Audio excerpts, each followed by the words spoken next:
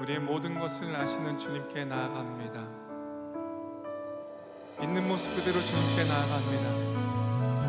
이 시간 우리 가운데 좌정하시고 참된 기쁨과 소망을 주님 더하여 주시옵소서. 주님을 찬양합니다. 모든 것 아시는 주님, 나의 맘의 연약함 보시고 부족한 그 모습대로 주님 마음에 새겨주시네. 주님께 토로한 마음, 주님께 토로한 마음 하나하나 헤아려 주시니 그 마음 그 아픔들을 주님 손으로 품어주시네.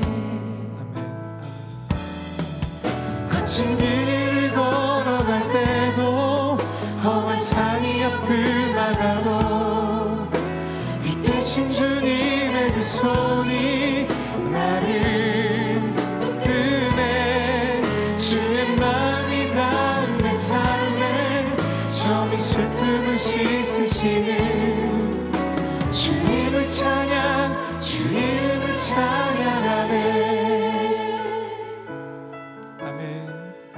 우리 한 번 더 고백합니다. 모든 것 아시는 주, 모든 것 아시는 주님, 나의 맘의 연약함 보시고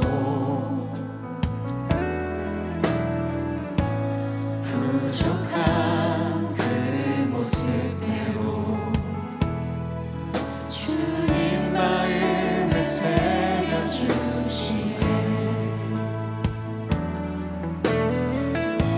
주님께 토로한 마음 하나하나 헤아려 주시니 그 마음 그 아픔들 주님 손으로 품어주시네. 거친 길을 걸어갈 때도 험한 산이 앞을 막아도 이 대신 주님의 두 손이 나를 붙드네. 주의 마음이 닿은 내 삶에 점이 슬픔을 씻으시는 주님을 찬양, 주의 아멘 아멘. 거친 길을 걸어갈 때도 거친 길을 걸어갈 때도 험한 산이 앞을 막아도 이 대신 주님의 두 손이 나를 붙드네. 주의 마음이 닿은 내 삶에 점이 슬픔을 씻으시는 주님을 찬양, 주 이름을 우리 한 번 더 고백합니다. 거친 길을 걸어갈 때도 험한 산이 앞을 막아도 이 대신 주님의 두 손이 나를 붙드네. 주의 마음이 닿은 내 삶에 점이 슬픔을 씻으시는 아멘. 그 주님을 찬양합니다. 우리 마지막으로 한 번 더 고백합니다. 거친 길을 걸어갈 때도 험한 산이 앞을 막아도 이 대신 주님의 두 손이 나를 붙드네. 주의 마음이 닿은 내 삶에 아멘. 주님을 찬양합니다. 주님을 찬양, 주 이름을 찬양하네.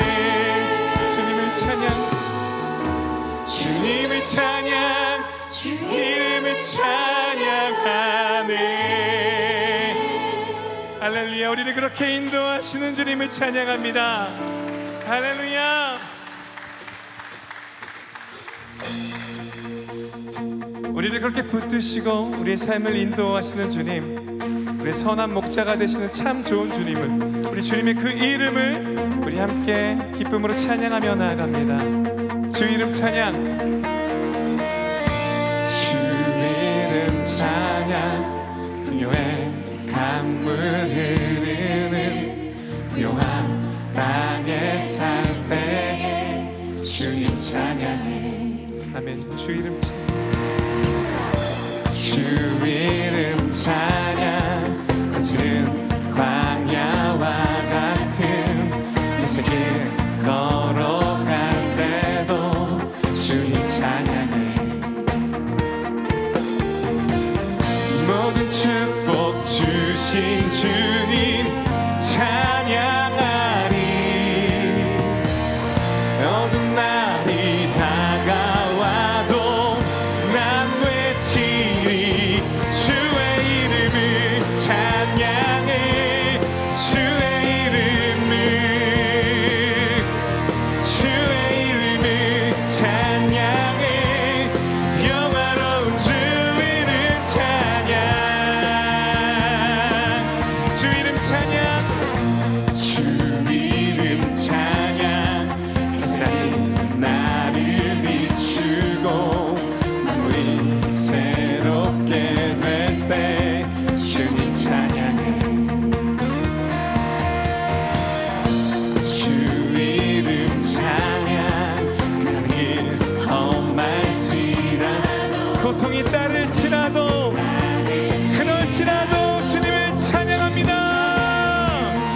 모든 축복, 모든 축복 주신 주님 찬양하리.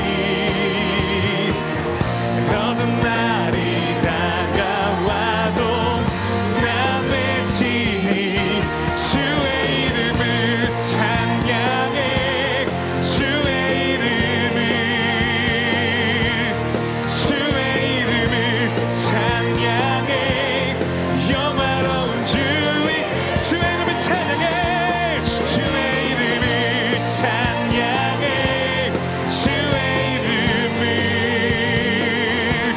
주의 이름을 찬양해. 영화로운 주 이름 찬양. 믿음으로 주님은 주시며 주님은 찾으시네. 맘에 하는 말 주 찬양한. 주님은 주시며 주님은 주시며 주님은 찾으시네. 맘에 하는 말 주 찬양합니다. 주의 이름을 찬양해. 주의 이름을, 주의 이름을 찬양해. 영화로운 주 이름 아멘. 주의 이름을 찬양해. 주의 이름, 주의 이름을 찬양합니다. 주의 이름을 찬양해. 영화로운 주의 이름을 찬양해.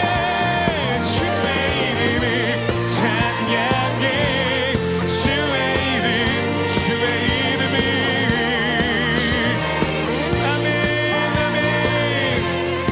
영화로운 주 이름 찬양. 영화로운 주, 영화로운 주 이름 찬양. 할렐루야.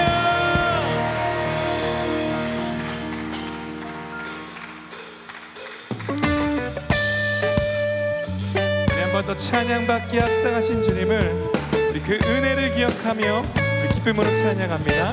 하나님의 은혜로 있을 때 없는 자 왜 구속하여 주는지 나 한 번 더 고백할까요? 하나님의 은혜로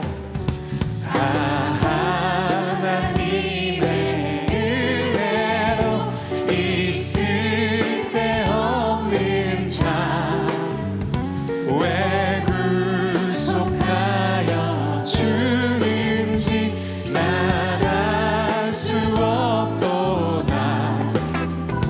내가 믿고 또 의지함은 내 모든 형편 잘 아는 주님 늘 보호해 주실 것을 나는 확실히 아네.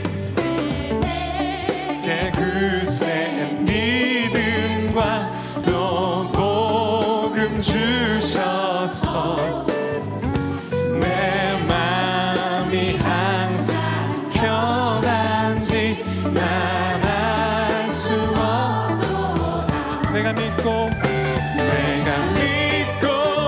또 의지함은 내 모든 형편 잘 아는 주님 늘 보호해 주실 것을 나는 확실히 아네.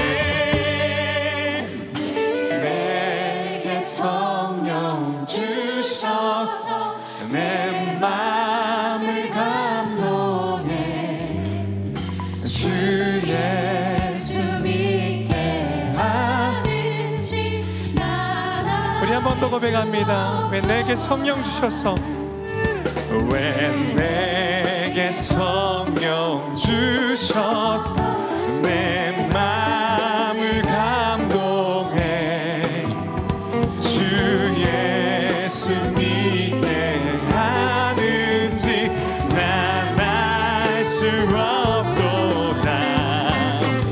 내가 믿고 또 의지함은 내 모든 형편 잘 아는 주님 늘 보호해 주실 것을 나는 확실히 아네. 내가 믿고 또 의지함은 내 모든 형편 잘 아는 주님 늘 보호해 주실 것을 나는 확실히 내가 믿고 또 의지하는 것은 내가 믿고 또 의지하는 내 모든 형편 잘 아는 주님 늘 보호해 주실 것을 나는 확실히 아네. 내가 믿고 또 의지함은 내 모든 형편 잘 아는 주님 늘 보호해 주실 것을 나는 확실히 아멘. 내가 믿고 또 의지하는 것은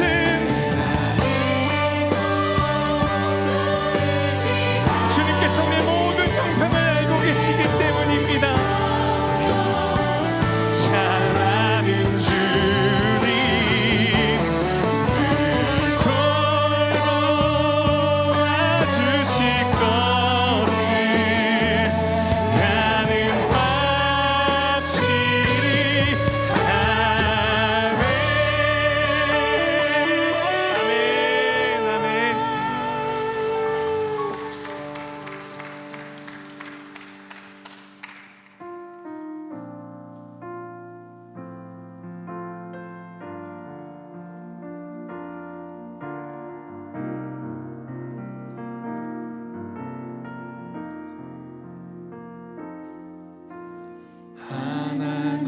하나님이시여 하나님이시여 주는 나의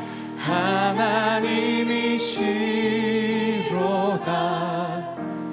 나의 몸과 마음 주 이제 내가 주께 고백하는 말 여호와는 나의 힘이요 여호와는 나의 구원이시니 내가 누구를 두려워하리요 여호와는 생명의 피난처시니 주의 인자가 생명보다 나음으로 내 입술이 여호와를 찬양하네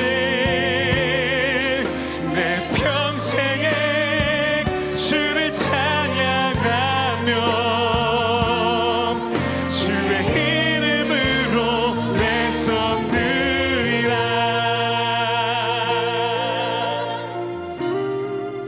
하나님이시여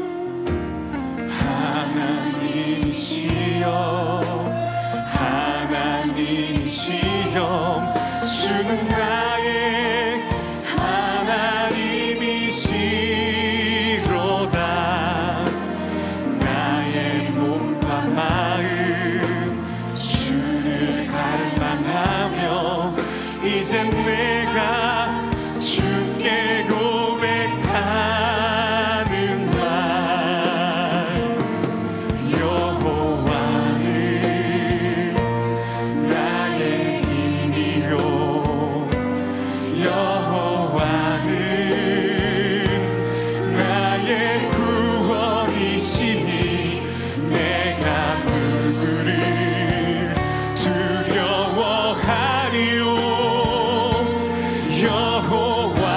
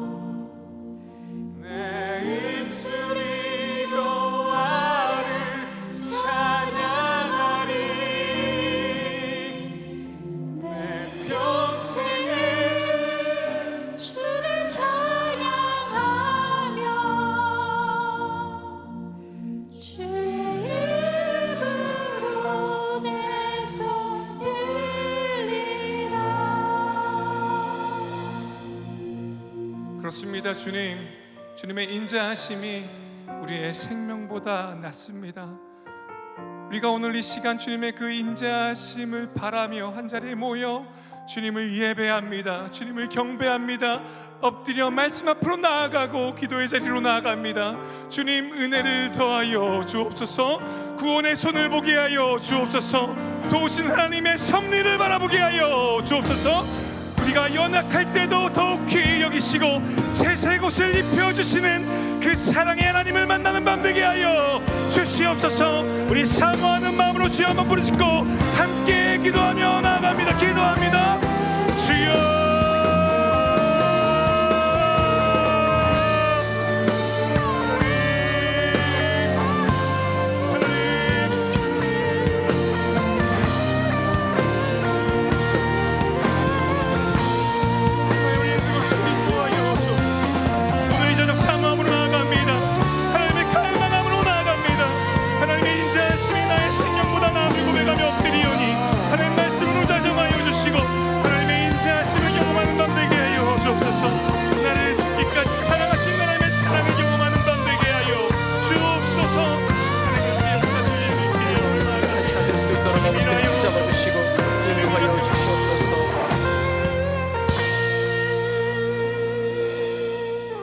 우리와 언제나 함께 하시는 하나님 아버지, 뜨거운 여름 햇볕을 오롯이 받으며 익어가는 포도송이처럼 우리에게 매일 말씀의 햇볕을 내려주시니 감사를 드립니다. 그러나 주님, 우리는 인생이라는 무더위에 온몸에 땀방울이 흐르고 세상이라는 습하고 뜨거운 기운에 발걸음이 힘겨워 주저앉고 싶을 때가 참으로 많습니다. 여름의 무더위에 기진맥진하여 쓰러질 것 같은 우리가 주님을 만나고자 이 자리에 왔사오니 이 시간 뜨겁고 강력한 말씀의 빛을 내려 주시옵소서. 주님, 우리가 올려드린 찬양이 쓸쓸하고 메마른 우리 가슴을 가득 채우는 영혼의 울림이 되게 하여 주옵소서. 주님, 우리의 기도가 도무지 발 디딜 틈 없이 가득 찬 방처럼 욕심으로 가득한 우리 마음을 깨끗이 치우게 하여 주옵소서. 주님, 이 시간 주님의 은혜에 감사하는 마음으로 하나님 앞에 예물을 올려드립니다. 이 예물 속에 매일 아침마다 우리를 다시 깨워주시고 다시 살게 하시는 주님을 향한 감사가 가득하게 하여 주옵소서. 이제 주님의 말씀을 듣고자 하오니 겸손히 주님의 말씀 앞에 서서 우리의 마음을 열고 귀를 열어 듣고 깨닫는 시간이 되게 하여 주옵소서. 우리에게 말씀하여 주시는 예수님의 이름으로 기도드리옵나이다. 아멘. 수요 영성 집회에 오신 여러분을 주님의 이름으로 환영합니다. 앞뒤 좌우에 계신 성도님들과 함께 인사를 나누겠습니다. 주님의 평강을 기원합니다. 오늘 우리에게 주시는 하나님의 말씀은 창세기 37장 3절에서 4절 말씀입니다. 다 함께 일어나셔서 하나님의 말씀을 경청하겠습니다. 요셉은 노년에 얻은 아들이므로 이스라엘이 여러 아들들보다 그를 더 사랑함으로 그를 위하여 채색옷을 지었더니 그의 형들이 아버지가 형들보다 그를 더 사랑함을 보고 그를 미워하여 그에게 편안하게 말할 수 없었더라. 이것은 하나님의 말씀입니다. 아멘. 우리는 하나님의 말씀인 성경을 읽는 것을 참 좋아하고 또 성경을 잘 알고 싶어 합니다. 그런데 우리가 성경을 읽을 때 참 어렵습니다. 왜냐하면 우리가 성경을 읽을 때 우리의 문화, 우리의 가치관, 우리의 기후에 따라서 성경을 읽으려고 하기 때문입니다. 그런데 우리 문화나 우리 가치관으로 성경을 읽으면 제대로 이해할 수 없는 것 투성이 바로 우리가 가진 성경입니다. 그래서 성경이 집필된 시기에 문화와 기후, 생활 습관들을 토대로 성경을 읽을 필요가 있습니다. 성경은 특별히 팔레스타인 지역에서 발생된 사건을 배경으로 합니다. 그리고 이스라엘이라는 한 나라를 배경으로 합니다. 이스라엘이라는 나라의 역사입니다. 우리나라의 역사를 살펴볼 때에도 그 시대의 문화나 기후, 가치관에 따라서 그 시대를 바라봐야 하는 것처럼 성경도 이스라엘이라는 나라와 팔레스타인이라는 지역에 대해서 알아야 제대로 이해할 수 있습니다. 그래서 여러분이 성경을 읽으실 때에 항상 지금 우리가 살고 있는 이 시대상, 이 문화, 이 가치관으로 읽는 오류에서 먼저 벗어날 필요가 있습니다. 이러한 맥락으로 오늘 본문을 제대로 이해하기 위해서 필요한 배경이 있습니다. 그것은 바로 옷입니다. 당시의 옷에 대해서 우리는 알 필요가 있습니다. 성경에는 옷에 대한 기록이 참 많습니다. 시대에 따라서 우리의 입는 옷이 다릅니다. 우리나라만 해도 조선시대, 개화기 시대, 60년대, 그리고 지금 우리가 입는 옷이 다르지 않습니까? 그리고 나라들마다 입는 옷이 다 다릅니다. 그러니 성경 시대의 옷을 우리가 지금 입고 있는 이 옷의 개념으로 여기면서 읽게 되면 답이 안 나옵니다. 먼저 성경 시대의 옷은 어떤 종류가 있는지 우리가 알 필요가 있습니다. 성경에 나오는 5가지 옷의 종류가 있는데, 첫 번째는 속옷, 두 번째는 겉옷, 세 번째는 허리띠, 네 번째는 모자 혹은 터번과 벨이라고 불리는 모자이고, 네 번째는 신발. 이때 신발은 다 샌들입니다. 이 가운데 우리는 옷, 속옷과 겉옷에 대해서 먼저 살펴보고자 합니다. 첫 번째는 속옷인데요. 시편 22편 18절에 내 겉옷을 나누며 속옷을 제비 뽑나이다. 요한복음 19장 23절에도 군인들이 예수를 십자가에 못 박고 그의 옷을 취하여 네 깃을 나눠 각각 한 깃씩 얻고 속옷도 취하니 이 속옷은 호지 아니하고 위에서부터 통으로 짠 것이라. 마태복음 5장 40절에도 또 너를 고발하여 속옷을 가지고자 하는 자에게 겉옷까지도 가지게 하며, 이 외에도 속옷에 관한 말씀은 참 많습니다. 이 첫 번째 옷은 속옷입니다. 왜 속옷을 가지고자 하는 자에게 겉옷까지 내어주라고 예수님께서 말씀하셨을까요? 우리 생각엔 겉옷을 가져가도 속옷은 가져가지 않습니다. 왜 그렇습니까? 지금 제가 여러분에게 속옷 벗어주면 가져가실 분 계십니까? 한 분도 없습니다. 여기서 속옷은 우리가 입고 있는 팬티 형태의 속옷이 아닙니다. 그 속옷을 떠올리면 이 말씀을 제대로 이해할 수가 없습니다. 성경의 속옷은 우리가 지금 입고 있는 형태의 속옷이 아니라 기본 옷 개념입니다. 자, 당시 사람들은 속옷을 기본 옷으로 입었는데요. 우리말 속옷으로 쓰인 히브리어는 케토네트입니다. 이 케토네트는 기본 평상복을 뜻합니다. 자, 이 옷은 어떻게 만드냐면 양팔을 쫙 벌리고 있으면 2개의 세마포 천을 딱 두고 얼굴과 양팔이 들어갈 구멍만 남기고 꿰민 단순한 형태의 옷을 말합니다. 이 옷은 일상생활 시에 편하게 입거나 일을 할 때 입는 짧은 소매의 옷입니다. 오늘날로 치면 여러분 여름에 입는 반팔 정도라고 생각할 수 있습니다. 근데 그 반팔이 원피스형으로 되어 있는 반팔이다 생각하시면 되겠습니다. 우리가 생각하는 속옷은 성경에 나오지 않습니다. 다만 가장 비슷한 종류라고 한다면 창세기 3장 7절에 이에 그들의 눈이 밝아져 자기들이 벗은 줄을 알고 무화과 나무 잎을 엮어 치마로 삼았더라. 아담과 하와가 무화과 나무 잎을 엮어서 치마로 삼았더라 하니까 이 치마도 지금 우리가 입는 치마로 생각하시면 큰일입니다. 그런 치마가 아닙니다. 여기서 치마는 히브리어로 하고르로 띠를 띄우다라는 뜻으로 허리 주변만 간신히 가린 것을 말하는 것입니다. 그러니 속옷은 우리가 생각하는 속옷이 아니라 평소에 일할 때 편안하게 입는 평상복이란 말입니다. 그러니 성경에서 속옷이라고 쓰여 있으면 여러분들은 이것은 일할 때 혹은 일상생활할 때 편하게 입는 평상복이구나 이렇게 여기시면 됩니다. 그래서 이 평상복은 당시 사람들이 농사를 짓거나 목축을 할 때 혹은 어떤 일을 할 때 이 케토네트만 입고 일을 했다는 말입니다. 두 번째는 겉옷입니다. 겉옷에 관한 성경의 기록도 많습니다. 이 또한 우리가 생각하는 겉옷을 생각하면 이해할 수가 없습니다. 우리가 입는 겨울 패딩이거나 혹은 제가 지금 입고 있는 이 자켓 혹은 점퍼 등 이런 것으로 여기고 읽으면 성경을 제대로 이해할 수가 없습니다. 마태복음 24장 18절 말씀에 밭에 있는 자는 겉옷을 가지러 뒤로 돌이키지 말지어다 이렇게 말하고 있습니다. 이 구절은 종말의 때에 일어날 징조에 대해서 예수님이 말씀하신 것인데, 마지막 때가 오면 밭에 있는 자는 겉옷을 가지러 집에 가지 말라 이렇게 말씀하십니다.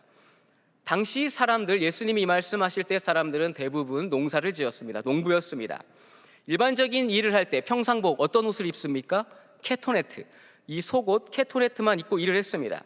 그런데 이렇게 급박할 때에, 죽음이 가까울 때에 농부들이 겉옷을 가지러 집으로 들어간다.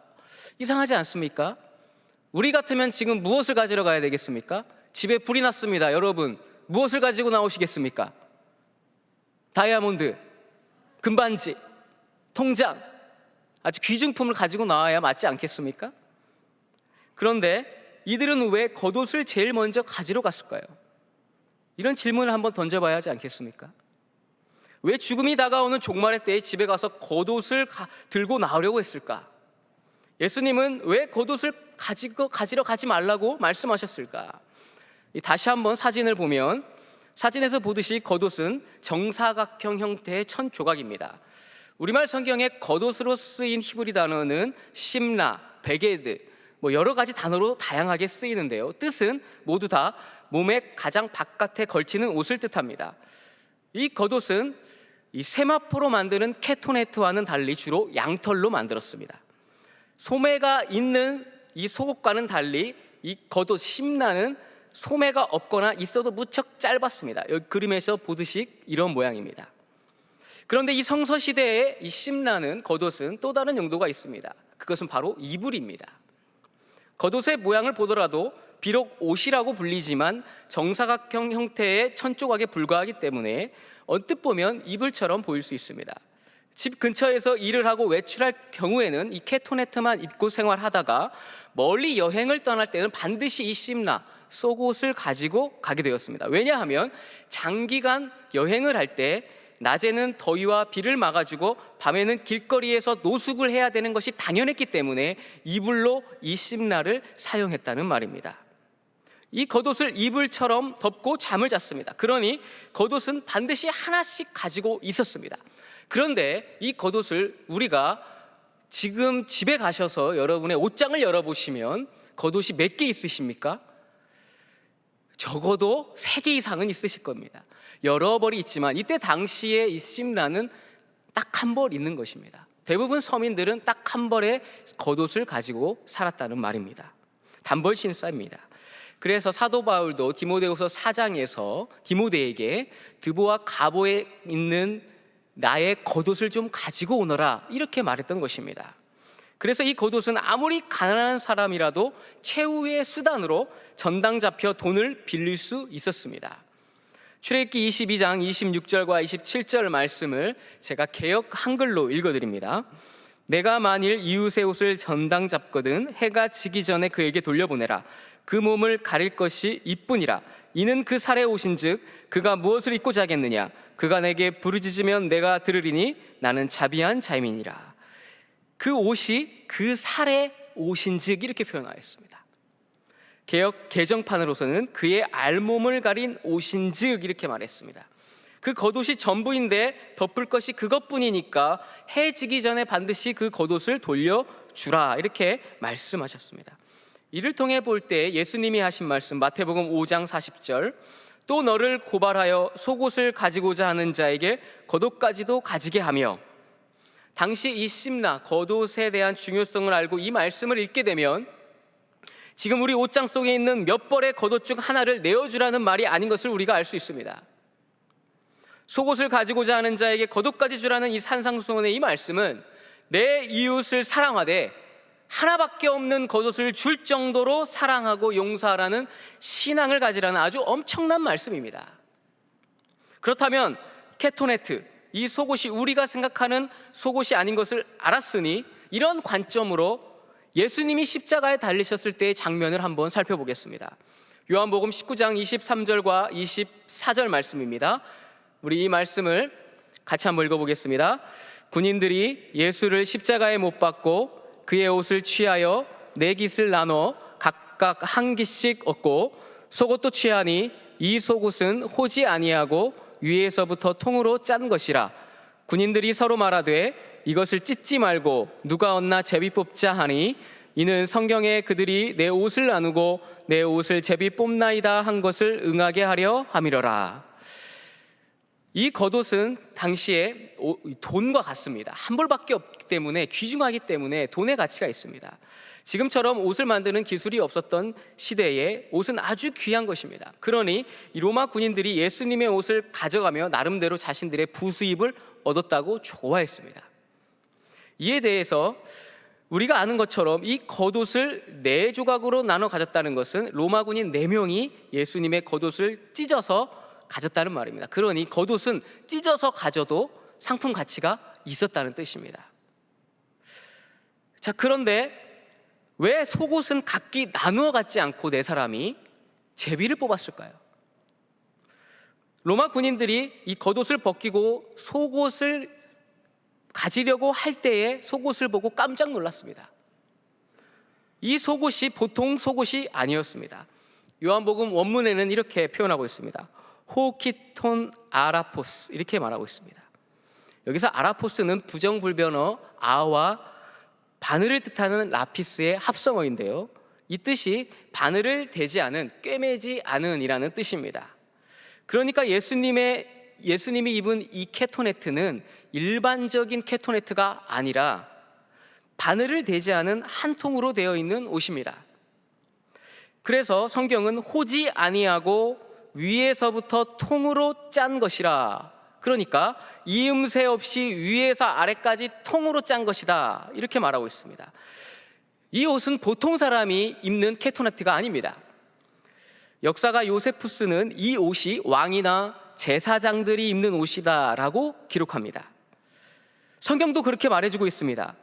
이 옷이 너무 비싼 옷이고 값어치 있는 옷이라 이 로마 군인들이 찢을 수 없었습니다. 그래서 통으로 가져가야 상품 가치가 있었습니다.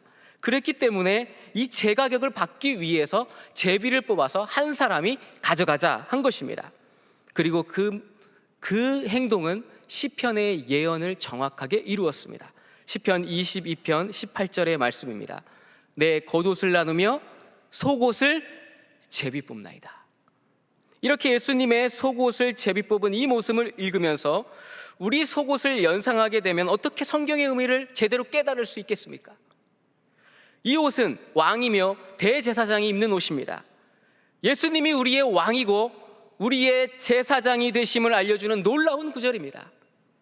그냥 캐토네트가 아니라 키톤 아라피스, 우리의 왕이며 대제사장이 되셔서 죄로 갈라진 우리와 하나님 사이를 연결하는 화해자, 중보자, 대리자가 되신다는 뜻입니다. 그러니 예수님의 이 속옷을 읽으면서 우리는 이 깊은 의미를 깨달을 수 있게 됩니다. 이러한 배경을 가지고 오늘 우리가 읽은 본문의 말씀을 한번 살펴보고자 합니다. 창세기 37장 3절의 말씀입니다. 같이 함께 읽겠습니다. 요셉은 노년에 얻은 아들이므로 이스라엘이 여러 아들들보다 그를 더 사랑함으로 그를 위하여 채색 옷을 지었더니, 야곱에게는 12명의 아들이 있었습니다. 12명의 아들을 얻은 출생의 비밀은 여러분이 이미 잘 알고 있을 것입니다. 야곱에게는 총 4명의 아내가 있었는데 레아, 라헬, 그리고 레아의 시녀 실바와 라헬의 시녀 비라가 있었습니다. 이들을 통해서 12명의 아이들이 출생하였습니다. 그 중에 가장 사랑했던 라헬의 자식이었던 요셉과 베냐민을 야곱이 굉장히 사랑하였습니다. 편애한 것입니다. 그래서 성경의 말씀에도 보면 더 사랑하여 채색 옷을 지어줬다, 이렇게 말씀합니다. 우리가 단순히 편애, 더 사랑했다, 이런 관점으로 이 성경을 읽으면 아버지인 야곱이 유독 요셉을 사랑해서 새 옷을 지어줬구나, 요셉에게만 색동 저고리를 지어줬고 다른 형제들은 이를 시기했구나, 마치 명품 옷을 요셉에게만 사주어서 다른 형제들이 화를 내었다, 이렇게 생각할 수 있습니다. 이렇게만 알고 있다면 우리는 반밖에 알지 못하는 것입니다. 사진에서 보듯이 채색 옷을 진짜 알록달록한 옷, 색동 저고리로 우리는 봤고 배웠고 들었을 겁니다. 그런데 이 상황을 완전히 이해하기 위해서는 이 채색 옷으로 쓰인 단어가 어떤 단어인지 알 필요가 있습니다. 우리말 채색 옷으로 쓰인 히브리 단어가 케토네트 파심입니다. 그러니까 케토네트는 제가 말씀드린 것처럼 이때 당시에 사람들이 입는 평상복입니다.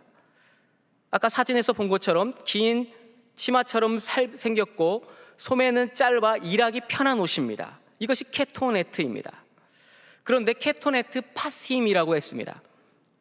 파심이라는 이 히브리 단어는 손바닥과 발바닥을 완전히 가리는 단어입니다. 그러니까 야곱이 요셉에게 지어주신 옷은 모든 형제들이 입는 케토네트 평상복이 아니라 손바닥을 덮을 정도로, 발바닥을 덮을 정도로 긴 옷입니다. 요셉이 입은 채색 옷은 알록달록한 색동 저고리와는 아무 상관이 없는 옷입니다. 자, 그럼 이 케토네트 파심은 누가 입었는가? 이 옷은 케토네트, 평상복을 입고 살아가는 노동자들과는 다릅니다. 그래서 이 옷은 왕이나 왕족 혹 각 부족의 장자들만이 입는 옷입니다. 창세기는 이스라엘이라는 나라가 아직 형성되기 전에 부족에 관한 이야기입니다. 그래서 창세기를 족장사라고 부르기도 합니다. 각 부족에서 케토네트 파심, 이것을 입을 수 있는 사람은 오직 족장과 이 족장의 뒤를 이을 족장 후계자뿐입니다. 그런 요셉이 케토네트 파심을 입었다는 것이 무엇을 뜻하겠습니까? 아버지 야곱이 장자 르우벤과 다른 형들을 제쳐두고 요셉을 자기 부족의 후계자로 삼았다는 뜻입니다. 그래서 요셉은 일을 안 합니다. 요셉이 버르장머리 없어서 아버지 사랑 많이 받아서 일을 안 한 것이 아니라 그는 족장이고 족장의 뒤를 후계자이기 때문에 일할 필요가 없습니다. 그랬기 때문에 형제들이 저기 도단 북쪽으로 도단에서 일을 하러 갔을 때에 야곱이 요셉에게 너 형들이, 우리 가족들이 일을 잘하고 있는지 확인하고 오거라 라고 시킨 것입니다. 왜? 족장 후계자니까 그걸 확인하라고 보낸 겁니다. 양을 잘 치고 있는지 확인하라고 이 요셉 족장 후계자를 보낸 것입니다. 야곱의 뒤를 이을 자이기 때문입니다. 야곱은 형들이 이 요셉을 죽일 것이라고, 폭력을 가할 것이라고 상상도 못했습니다. 왜 그렇습니까? 케토네트 파심을 입고 있는 요셉은 곧 아버지 야곱과 같기 때문입니다. 어찌 그걸 상상이나 했겠습니까? 요셉의 형들이 마치 설날에 동생만 색동 저고리를 지어주거나 명품 옷을 사줘서 질투한 것이 아닙니다. 아버지 야곱이 형들을 다 제쳐두고 동생인 요셉에게 특별한 위치, 왕족이나 후계자를 나타내는 심상치 않은 옷, 케토네트 파심을 입혀준 것에 대한 붕괴였습니다. 자, 이제 오늘 본문의 말씀을 다시 읽어보겠습니다. 창세기 37장 3절의 말씀입니다. 요셉은 노년에 얻은 아들이므로 이스라엘이 여러 아들들보다 그를 더 사랑함으로 그를 위하여 채색옷을 지었더니, 여기서 우리말 지었더니 라고 쓰인 이 단어는 야곱이 직접 지어서 요셉에게 입혀주었다는 뜻입니다. 야곱은 요셉을 자신의 뒤를 이을 후계자로 여겨서 케토네트 파심을 지어서 입혀주었습니다. 그렇게 하니 본문 4절에 그의 형들이 아버지가 형들보다 그를 더 사랑함을 보고 그를 미워하여 그에게 편안하게 말할 수 없었더라. 형들은 자신들에게 돌아올 자리를 꿰찬 요셉이 미웠고 요셉이 족쟁의 후계자였기 때문에 편안하게 말할 수 없었습니다. 자기보다 높은 자이기 때문에 편안하게 말할 수 없는 것입니다. 그래서 아버지 야곱에 대한 불만이 커져만 갔습니다. 그리고 결국 형들의 분노는 요셉에 대한 살인과 폭력으로 이어졌습니다. 창세기 37장 23절의 말씀입니다. 요셉이 형들에게 이르매 그의 형들이 요셉의 옷 곧 그가 입은 채색 옷을 벗기고, 자, 형들이 요셉이 입은 케토네트 파심을 벗겨버렸습니다. 완전히 발가 벗겨버렸습니다. 요셉, 너 후계자가 될 자격이 없어. 넌 우리보다 특별한 위치, 왕족의 자리, 족장의 자리에 오를 수 없어. 힘으로 억누르며 강압적으로 케토네트 파심을 벗겨버렸습니다. 그런데 결국 어떻게 되었습니까? 창세기 41장 41절과 42절입니다. 바로가 또 요셉에게 이르되 내가 너를 애굽 온 땅의 총리가 되게 하노라 하고 자기의 인장 반지를 빼어 요셉의 손에 끼우고 그에게 세마포 옷을 입히고 금사슬에 목을 걸고, 형들이 아버지가 지어준 케토네트 파심을 벗겨버렸습니다. 그런데 애굽의 바로 왕은 요셉에게 세마포 옷, 이 케토네트 파심을 다시 입혀주었습니다. 특별한 옷을 입혔습니다. 하나님은 요셉을 들어 사용하십니다. 여기서 중요한 것은 요셉이 특별히 잘나거나 특별해서 사용하신 것이 아니라는 겁니다. 오히려 요셉은 이른 나이에 후계자가 되어 케토네트 파심을 입는 순간 형들보다 우위에 서서 철없는 청소년 시절을 보냈던 자입니다. 그런 그를 하나님이 사용하십니다. 그런데 그 과정이 너무나 혹독합니다. 우리가 우리 아이들을 위해 기도할 때 하나님 요셉처럼 꿈을 꾸게 해주십시오, 혹은 요셉처럼 되게 해주세요라고 기도하시는데, 요셉이 걸어온 삶을 조금이라도 성경에서 자세히 본다면 그렇게 기도하기가 참 어렵습니다. 철없는 요셉이 노예로 끌려가 감옥에서 살아야 했던 그 수많은 시간들이 있었기 때문에 하나님이 요셉에게 다시 케토네트 파심을 입혀주신 것입니다. 창세기 37장 2절의 말씀입니다. 야곱의 족보는 이러하니라. 요셉이 17세의 소년으로서 그의 형들과 함께 양을 칠 때에, 창세기 41장 46절입니다. 요셉이 애굽 왕 바로 앞에 설 때에 30세라.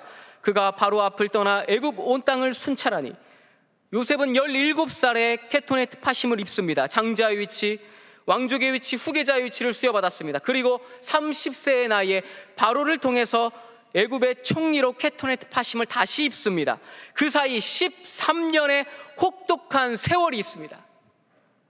우리 아이가 17살부터 30살까지 노예가 되어서 억울한 옥살이를 하며 보내야 한다고 생각하면 우리가 어찌 요셉처럼 되게 해주십시오라고 기도할 수 있겠습니까? 그렇게 하기 힘들 것입니다. 여기서 중요한 것은 요셉이 이 13년의 시간을 어떻게 살아왔느냐 하는 것입니다. 창세기 39장 9절의 말씀입니다. 이 집에는 나보다 큰 이가 없으며 주인이 아무것도 내게 금하지 아니하였어도 금한 것은 당신뿐이니 당신은 그의 아내임이라. 그런즉 내가 어찌 이 큰 악을 행하여 하나님께 죄를 지으리까. 창세기 41장 25절입니다. 요셉이 바로에게 아뢰되 바로의 꿈은 하나라. 하나님이 그가 하실 일을 바로에게 보이심이니라. 창세기 41장 38절입니다. 바로가 그의 신하들에게 이르되 이와 같이 하나님의 영에 감동된 사람을 우리가 어찌 찾을 수 있으리요 하고. 요셉의 13년은 하나님과의 동행의 길이었습니다. 그런데 그 동행이 아주 편하고 형통하고 행복한 동행이 아니라는 사실입니다. 우리는 요셉을 보면서 하나님이 형통하게 해주셨다, 하나님이 길을 열어주셨다 하지만 요셉이 살아야 했던 13년은 결코 편안하고 행복한 동행, 형통의 시간이 아니었다는 말입니다. 그의 시간은 고난이었고 힘든 시험의 연속이었습니다. 그럼에도 불구하고 요셉은 기다리고 또 기다리며 하나님을 의지하였습니다. 그런 요셉을 13년 만에 하나님께서 케토네트 파심을 다시 입혀주신 것입니다. 우리 또한 마찬가지 아니겠습니까? 요셉처럼 우리 또한 13년의 시간이 우리 앞에 놓여져 있습니다. 여러분, 그 시간을 어떻게 보내고 계십니까? 그 시간을 어떻게 보내야 하겠습니까? 요셉처럼 하나님 앞에 모진 고난을 이겨내야 합니다. 행복한 동행이 아니라 고난의 동행도 하나님이 함께 하시면 걸어가셔야 합니다. 그 훈련과 연단의 시간을 주님과 함께 걸어가셔야 합니다. 보디발의 아내의 억울한 모함에도 사람들에게 대항하지 않고 하나님 앞에 바로 섰던 요셉, 억울하게 감옥에 가야 했던 요셉과 같은 일이 우리 삶에 어찌 없겠습니까? 바로 오늘도 어디에선가 다른 이들의 미움과 시기, 모함과 억울함에 몸서리치며 이 자리에 앉아 계신 분들도 있을 것입니다. 자신의 선의를 잃어버린 술 맡은 관원장을 원망하지도 않고 아무리 기도해도 달라지는 것 없이 여전히 감옥 한가운데 있어야 했던 요셉과 같은 일이 우리 삶 가운데 어찌 없겠습니까? 우리 인생에서 선의를 베풀었음에도 은혜를 원수로 갚는 일이 허다합니다. 아무리 기도하고 기도해도 여전히 감옥 한가운데 놓여있는 우리의 삶을 볼 때 한숨을 내쉬게 됩니다. 그렇습니다. 우리에게도 요셉과 같은 이런 모질고 억울한 13년의 시간이 놓여져 있습니다. 그러나 진정한 신앙인, 진짜 그리스도인들은 바로 이 고난의 시간에도 절망하지 않고 하나님 앞에서 살아가야 합니다. 하나님을 붙잡으셔야 합니다.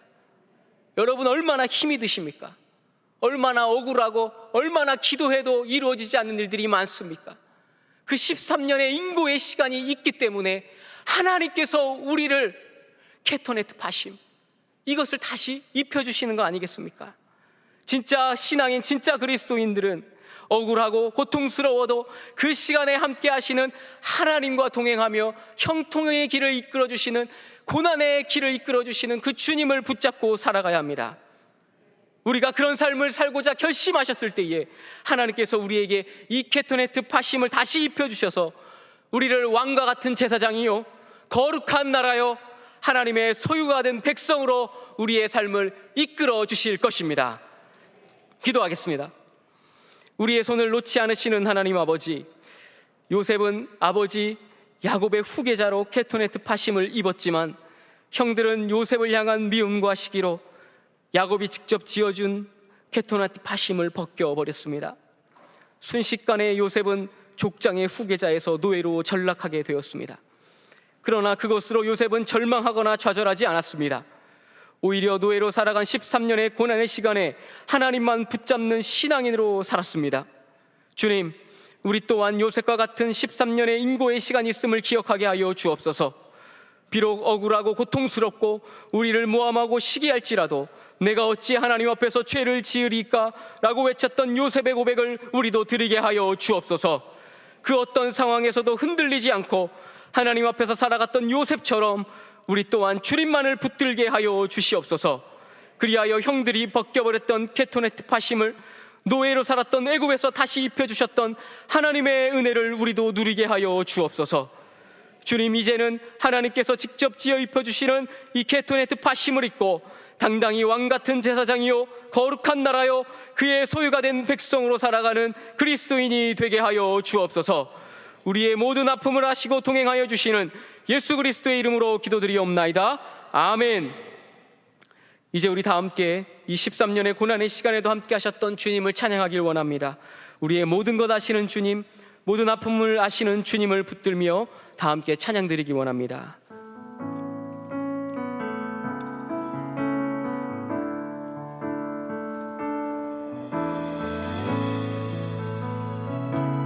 모든 것 아시는 주님,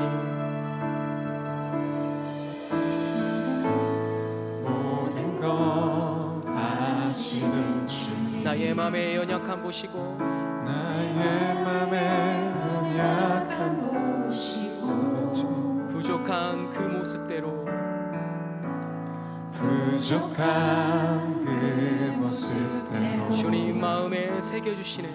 주님 마음에 새겨주시네. 주님께 토로한 마음, 주님께 토로한 마음 하나하나 헤아려 주시니 하나하나 헤아려 주시니 그 마음, 그 아픔들을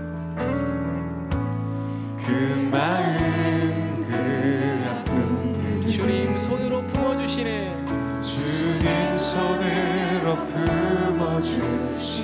거친 길이를 걸어갈 때도, 거친 길을 걸어갈 때도, 험한 산이 앞을 막아도 이 대신 주님의 두 손이 나를 붙드네. 주의 마음이 닿은 내 삶에 점이 슬픔을 씻으시는 주님을 찬양, 주 이름을 찬양하네. 한 번 더 찬양하기 원합니다. 모든 것 아시는 주님, 모든 것 아시는 주님, 나의 맘에 연약함 보시고 나의 맘의 연약함 보시고 부족한 그 모습대로 부족한 그 모습 주님 마음에 새겨주시네. 주님 마음에 새겨주시네. 주님께 토로한 마음,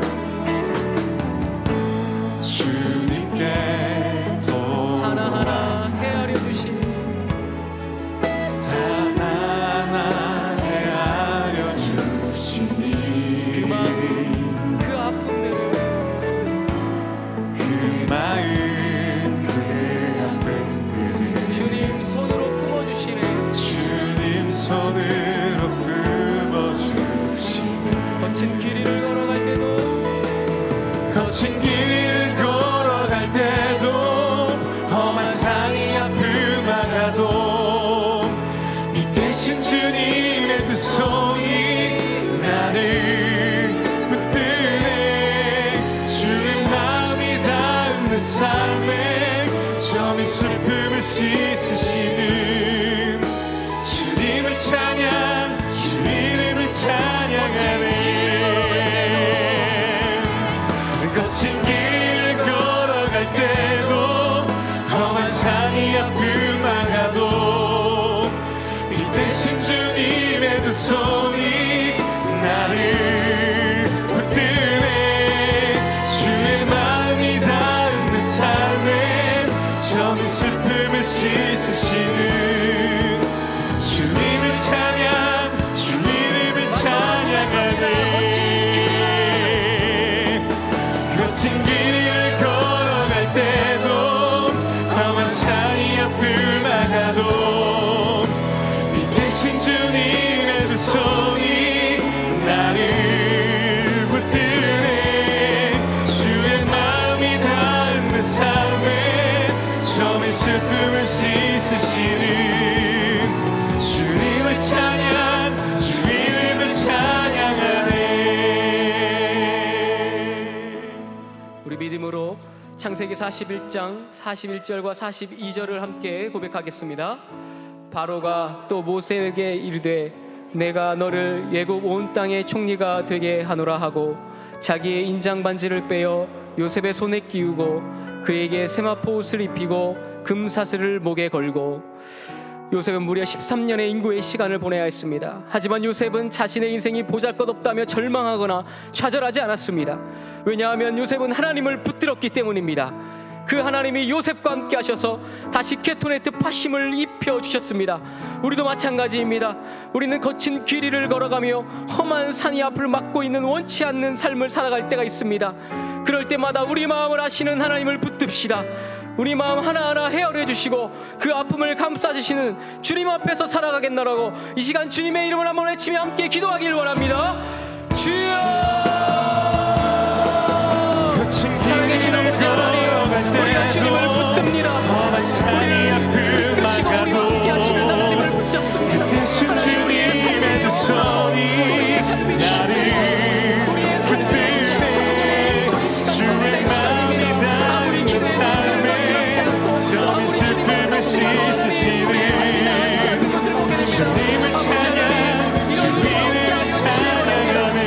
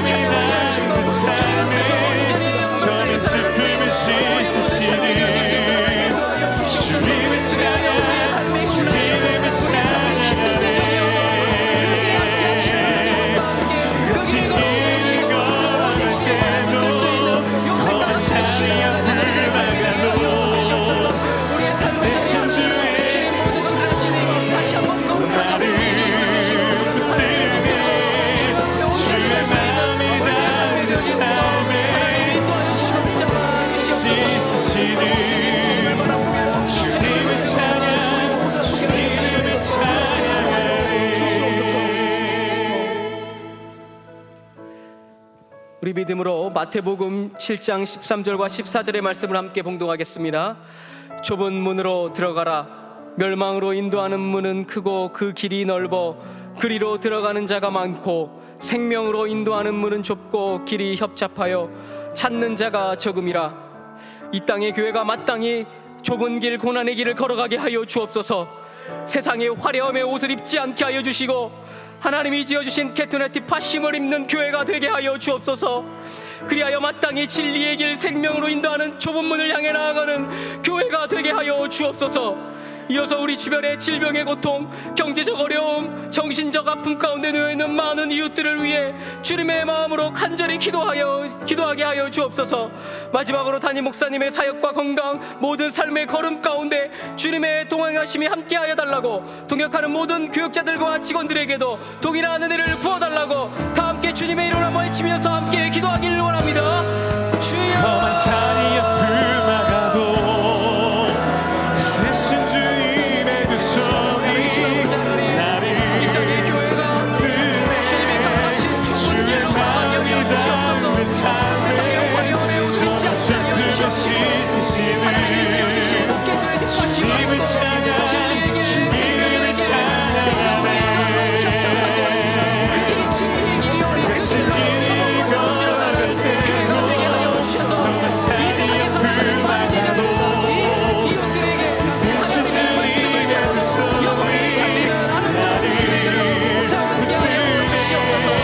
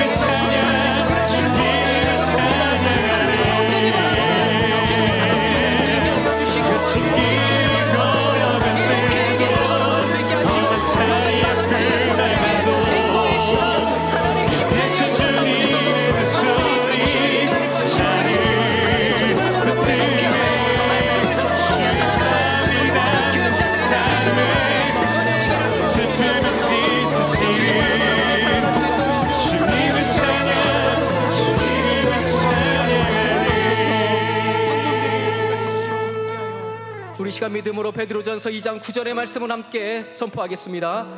그러나 너희는 택하신 족속이요 왕같은 제사장들이요 거룩한 나라요 그의 소유가 된 백성이니 이는 너희를 어두운 데서 불러내어 그의 기이한 빛에 들어가게 하시니에 아름다운 덕을 선포하게 하려 하심이라. 아멘.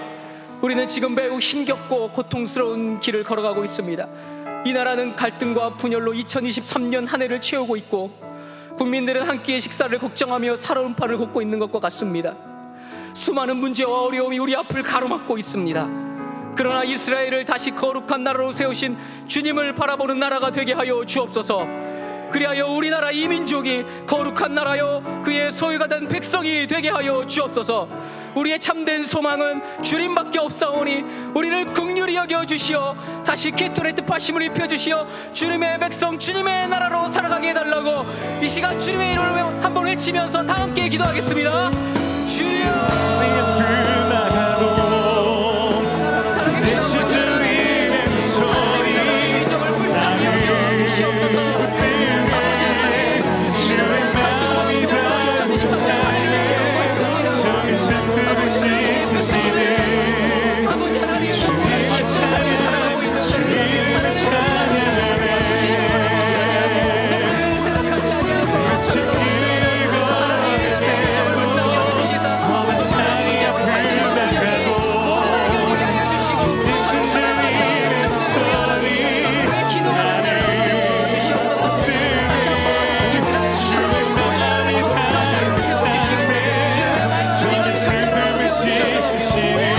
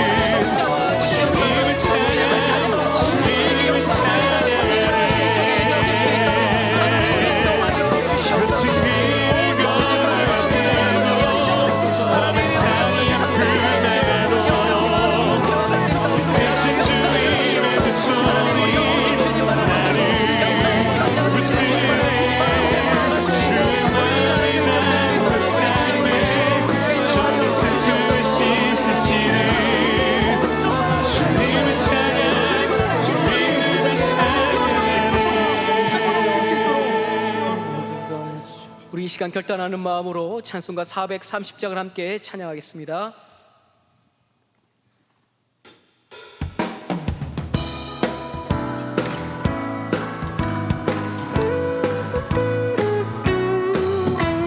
주와 같이 길 가는 것 즐거운 일 아닌가.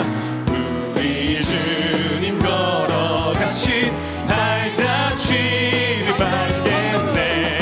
한 걸음 한 걸음 주 예수와 함께 날마다 날마다 우리 걸어가리. 꽃이 피는 들판이나 험한 골짜기라도 주가 인도하는 대로 주와 같이 가겠네. 한 걸음 한 걸음 주 예수와 함께 날마다 날마다 우리 걸어가리. 꽃이 피는 들판이나 험한 골짜기라도 주가 인도하는 대로 주와 같이 가겠네. 한 걸음 한 걸음 주 예수와 함께 날마다 날마다 우리 걸어가리. 한 걸음 한 걸음 주 예수와 함께 날마다 날마다 우리 걸어가리. 우리에게 거룩한 옷을 입혀주시는 하나님 아버지, 영광과 화려움을 가득 채운 이 세상에서 우리는 더욱 높은 곳만 바라보며 살아가고 있습니다. 조금 더 높은 곳으로 조금 더 빠른 속도로 가고자 안달을 내고 있지만 여전히 공허하고 허무한 마음에 털썩 자리에 주저앉습니다.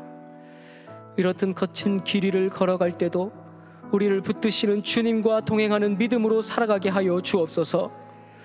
이제는 요셉처럼 어떤 상황에서도 주님을 붙드는 신앙으로 살게 하여 주시어 주님이 입혀주시는 케토네트 파심을 입고 주님과 동행하는 그리스도인이 되게 하여 주옵소서.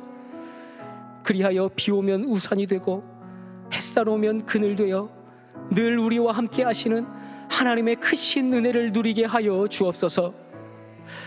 주님, 갑작스럽게 찾아온 질병으로 고통 가운데 인고의 시간을 견디고 있는 환우들과 그의 가족들이 있습니다.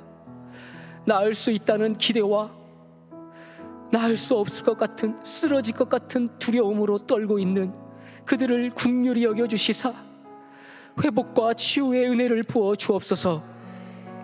담임 목사님의 영육을 강건하게 붙들어 주시어 하나님이 공급하시는 지혜로 말씀을 전하실 때마다 많은 영혼이 주 앞으로 돌아오며 하나님께 영광 돌리게 하여 주옵소서. 주님, 이제는 우리는 저 문을 열고 주님이 가라 하시는 세상 가운데로 나아갑니다. 우리에게 케토네트 파심을 다시 입혀주시는 주님의 손을 붙잡고 우리의 삶 가운데 거룩한 나라요 그의 소유된 백성으로 살아가는 그리스도인이 되게 하여 주옵소서. 우리에게 늘 따뜻한 사랑을 베풀어 주시는 예수 그리스도의 이름으로 기도드리옵나이다. 아멘. 우리 주 예수 그리스도의 은혜와 하나님 아버지의 크신 사랑과 성령님의 감동하심이 케토네트 파심을 다시 입혀주시는 하나님의 손을 붙잡고 살아가기로 고백드리는 이 자리에 있는 모든 주님의 자녀들 머리 위에 영원히 함께 하시기를 간절히 축원하옵나이다. 아멘.